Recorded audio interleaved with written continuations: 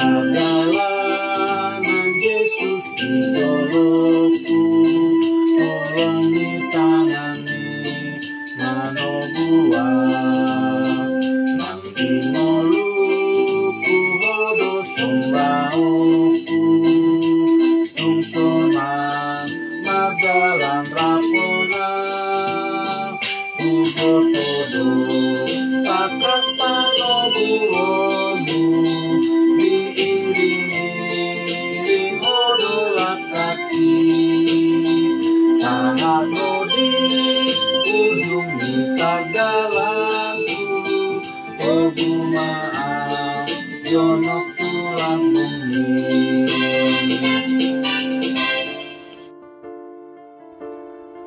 Horas Amanginan dan saudara-saudara yang dikasihi Tuhan Yesus Kristus, kita bertemu kembali dalam renungan harian HKBP Deltamas di hari ini. Salam sejahtera buat saudara semua dimanapun berada.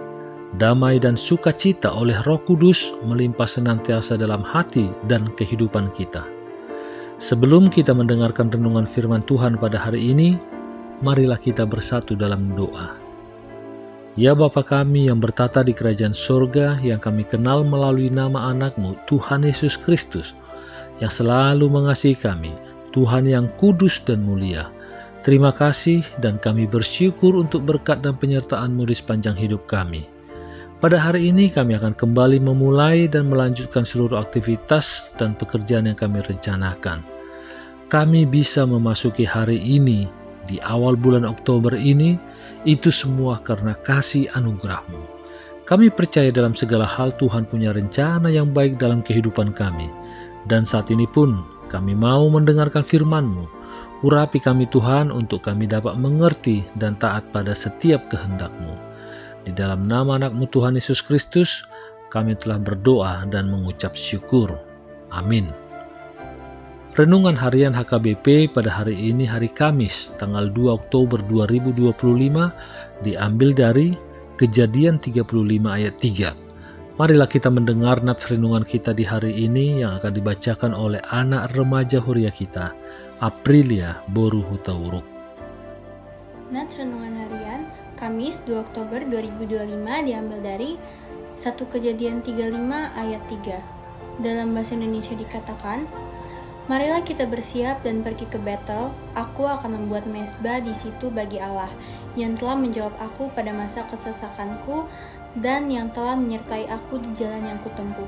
Dalam bahasa Batak Tidok, Beta mahita nangkok tu beteli, asahu pauli di sisada langgatan di debata, na mengalusi au diari hagogotani, jala lidongani au di dalan na hudalani i. Amin. Terima kasih atas bacaannya di hari ini buat Aprilia Boru Hutauruk. Jemaat HKBP Deltamas yang dikasihi Tuhan, setelah Yakub menipu kakak dan ayahnya untuk mendapatkan hak kesulungan, maka ia sangat ketakutan terhadap kakaknya Esau yang berencana untuk membunuhnya. Atas saran ibunya, maka ia melarikan diri ke pamannya Laban di Haran.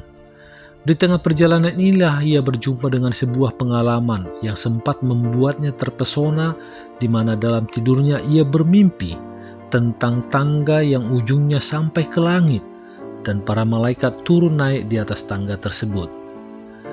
Dalam mimpi itu Allah menyatakan diri kepadanya, dan dua hal yang terjadi di sana adalah ada janji berkat dan penyertaan dari Allah. Kejadian 28 ayat 13-14, dan ada juga nazar dan janji setia dari Yakub. Kejadian 28 ayat 20-22. Setelah selesai semuanya itu, maka Yakub melanjutkan perjalanannya ke Haran. Ia tiba di sana dan bekerja pada Laban. Dan setelah ia berhasil dan menjadi kaya, kira-kira 15 tahun setelah pengalaman di Betel, maka Allah memerintahkannya untuk kembali ke Betel. Kejadian 35. Dan mendirikan mezbah baginya, dan Yakub mentaati perintah Allah itu.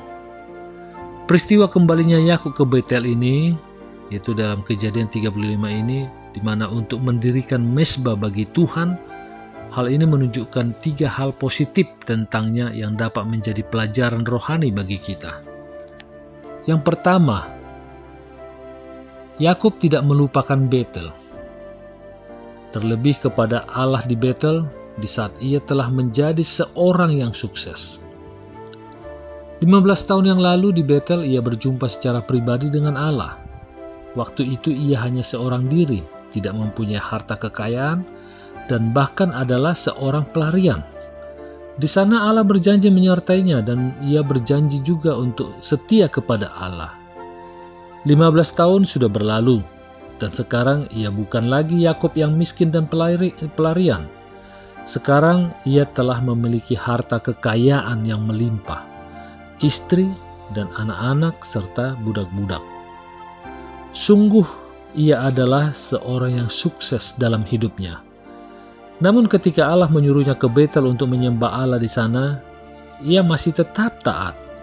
Rupanya segala kekayaan, kejayaan, dan kesuksesannya tidak sempat menutup mata hatinya untuk dengar-dengaran kepada Allah. Ia menghargai Allah bukan saja ketika ia susah, sedih, miskin, dan ketakutan, tetapi juga ketika ia senang, sukses, dan damai. Adakah sikap ini juga menjadi sikap kita? Mari kita bayangkan 15-25 tahun yang lalu ketika Amang Inang mungkin berjuang untuk mencari pekerjaan. Amang Inang berdoa dan mengharapkan pertolongan Tuhan. Amang Inang juga rajin ke gereja. Sekarang mungkin Amang Inang telah sukses dan jaya. Adakah Amang Inang masih setia kepada Allah seperti dahulu? Yang kedua, hal positif yang kedua adalah ia datang ke Betel bersama dengan seluruh anggota keluarganya, bahkan budak-budaknya. Kalau 15 tahun yang lalu ia berjumpa dengan Allah seorang diri saja, maka saat ini ia datang menjumpai Allah di Betel dengan membawa seluruh orang-orang yang bersama dengannya. Ia bisa saja meninggalkan keluarganya di suatu tempat agar ke Betel seorang diri. Namun itu tidak dilakukannya. Ia merasa bahwa keluarganya pun perlu mengalami perjumpaan pribadi dengan Allah, sama seperti yang dialaminya. Ia mau agar pengaruh Betel yang dialaminya 15 tahun silam juga dialami oleh istri dan anak-anaknya.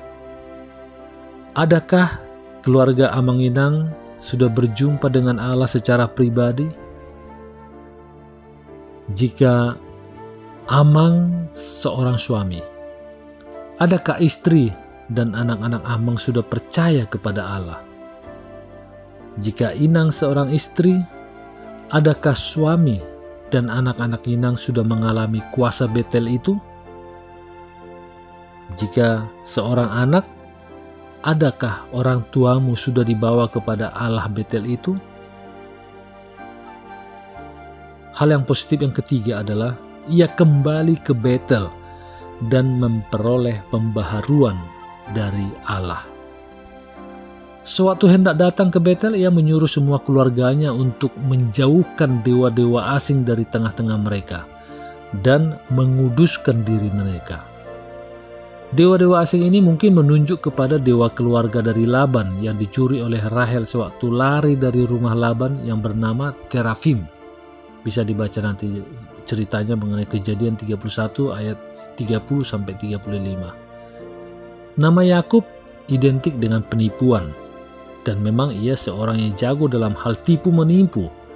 Dalam kehidupan seorang pria dewasa ada 3 orang pria lain yang seharusnya menjadi dekat dengannya, yakni ayahnya, saudaranya, dan mertuanya. Namun sayang, ketiga pria ini semuanya ditipu oleh Yakub. Ia menipu ayah dan kakaknya dalam kasus hak kesulungan. Selanjutnya, sepanjang di rumah Laban, tipu menipu sangat lekat dengan kehidupannya. Pertama kali ia yang ditipu dalam kasus Rahel, di mana pada hari pernikahannya Rahel diganti dengan Lea. Kejadian 29 ayat 25. Dan untuk mendapatkan Rahel, ia harus bekerja 7 tahun lagi. Selanjutnya, Yakublah yang menipu Laban dalam hal hewan. Lalu Laban yang menipu Yakub lagi dalam hal upah. Dan akhirnya Yakub lagi yang menipu Laban ketika ia melarikan diri dari rumah Laban. Sungguh, jalan hidup Yakub adalah jalan penipuan. Namun dengan kedatangannya di Betel, Allah mengubah dia. Ia bukan lagi Yakub yang adalah penipu, melainkan Israel yang artinya pejuang Allah. Ia telah mengalami perubahan ajaib. Adakah sesuatu yang belum berubah dari hidup kita, dari hidup Amang-Inang? Adakah cara hidup yang lama yang masih tetap Amang-Inang peluk? Datanglah pada Allah di Betel, maka ia akan membaharui Amang-Inang dan menjadikan Amang-Inang menjadi ciptaan yang baru. Bawa semuanya kepada Tuhan, serahkan semuanya kepada Tuhan, berikan Tuhan untuk mengubahkan kita, sehingga kita pun bisa menjadi manusia ciptaan yang baru dalam menjalani hidup di dunia ini. Amin. Mari kita bersatu dalam doa. Terima kasih ya Bapa atas firman yang baru kami dengar di hari ini. Kiranya kami pun bisa menerapkan diri kami untuk dapat tetap setia dan menerima pembaharuan dari-Mu, sehingga kami dapat mengingat dan memenuhi setiap janji atau nazar kami dengan baik. Kami juga berdoa buat anak-anak kami yang jauh dari kami orang tuanya, maupun yang saat ini ada bersama dengan kami, di mana mereka saat ini untuk menuntut ilmu ataupun bekerja. Kiranya lindungilah mereka dan jauhkan mereka dari segala mara bahaya dan sakit penyakit. Demikian juga kami orang tuanya, berikan kami kebijaksanaan dan hikmat di dalam membimbing anak-anak kami ini, sehingga mereka pun dapat bertumbuh dan menjadi anak-anak unggul di masa depan mereka. Terima kasih juga ya Tuhan atas segala yang terjadi dalam kehidupan kami, dan juga berkatilah setiap rencana-rencana kehidupan kami, karena kami percaya Engkau akan memberikan yang terbaik bagi kami semua, karena Engkaulah yang Maha Tahu, yang Maha Kuasa, Maha melihat akan masa depan kami. Kami serahkan semua permohonan kami ini ke dalam tangan pengasihan-Mu, dan kiranya kehendak-Mu lah yang jadi di bumi ini seperti di surga. Haleluya. Marilah kita terima berkat dari Tuhan. Kasih karunia Tuhan Yesus Kristus dan kasih Allah Bapa dan persekutuan Roh Kudus menyertai kita semuanya. Amin.